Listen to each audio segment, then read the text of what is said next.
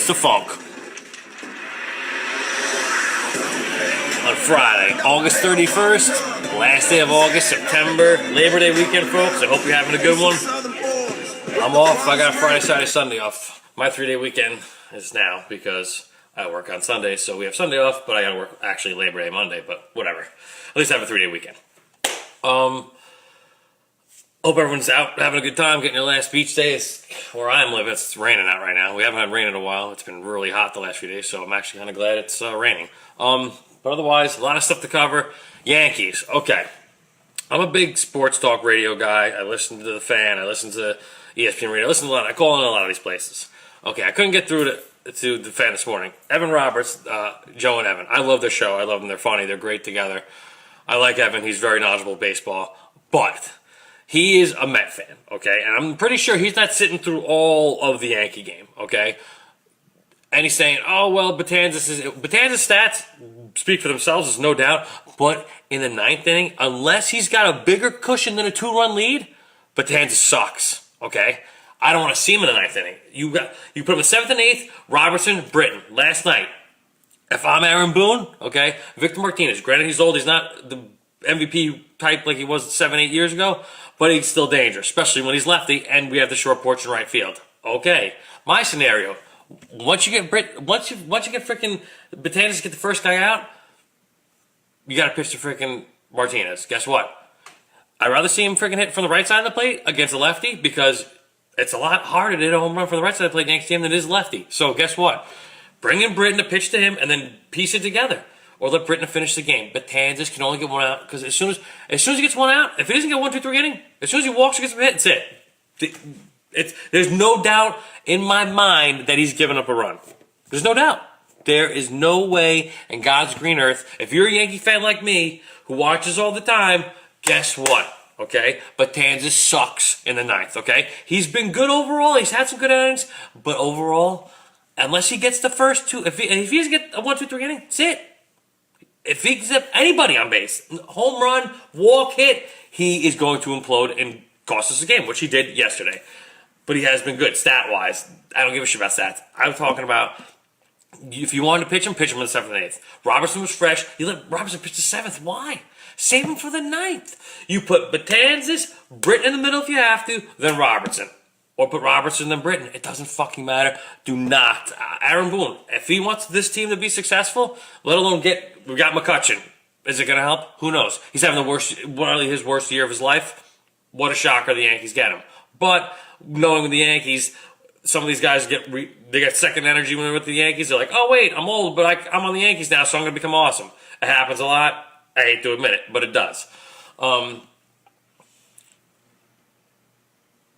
The Giants. Odell signs a big contract. I wasn't too happy with how much he got, but it is what it is. I think he should have got a little less. 90.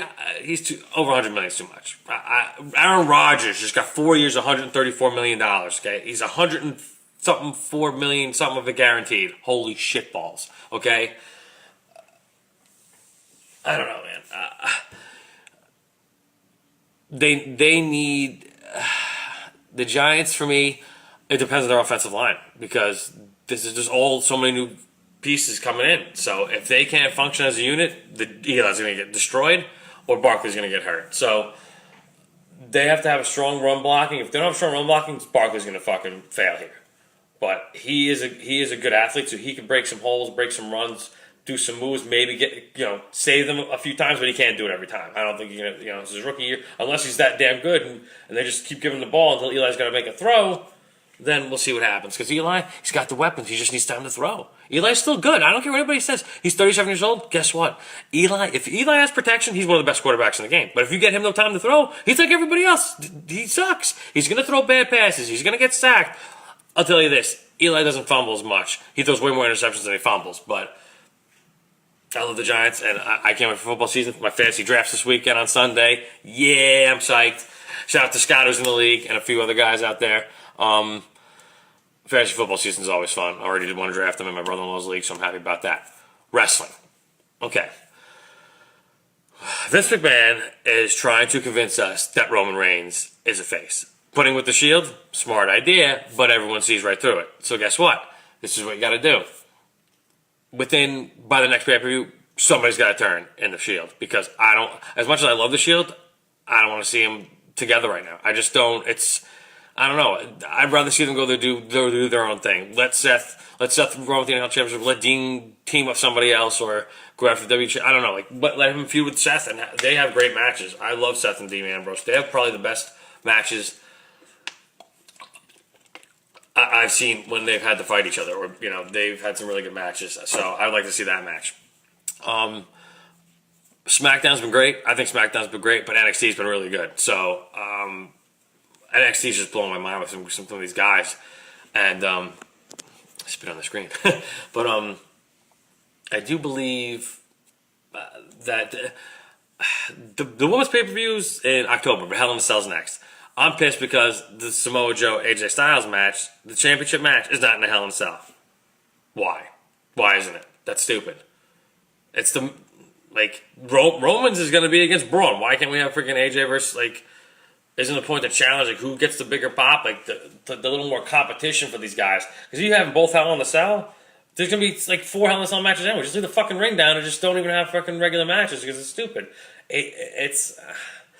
I don't want to see it, dude. I want to see them in a cell. I don't want to see them fucking have a regular dumb match again. They already have one. It was good, but AJ did disqualification shit. So guess what?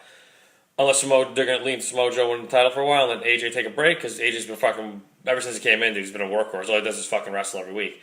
He said a couple times he's had to take a week or two off for little minor things, but AJ's a trooper. And so Seth Rollins, all these guys, he's the Intercontinental Champion. I think they gotta bring some NXT guys to make this more competitive, because the NXT guys there's really good guys. I like the Ciampa and fucking Gargano and Undisputed Era. I think these guys are entertaining.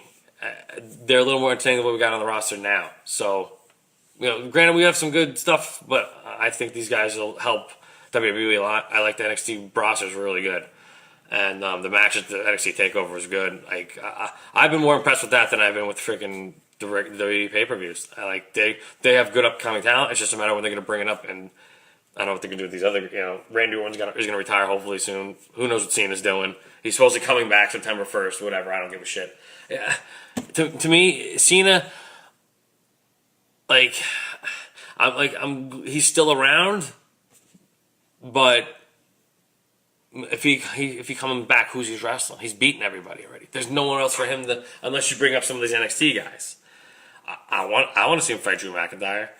I would love to see Cena against Drew McIntyre. And there's a couple of matches I'd like to see Cena have, but it's just a matter of he's now a movie star doing all this stuff. He's 41, 40, whatever hell. He's in his early 40s, and I don't know. I'm just kind of don't care. And my man Breezy's calling right now.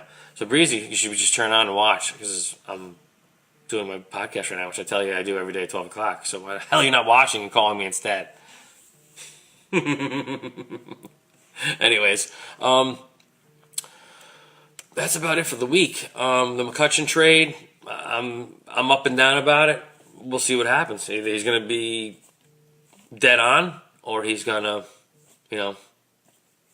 he's going to come up big and help us, because we don't know when Aaron Judge is coming back. Sanchez is coming back on Saturday, which is good. Hopefully he can come out.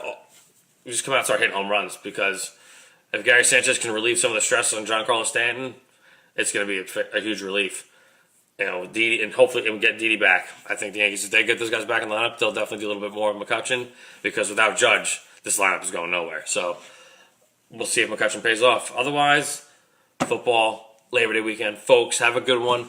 I will talk to you next Friday. We'll be in September. School's going to be starting. Here we go.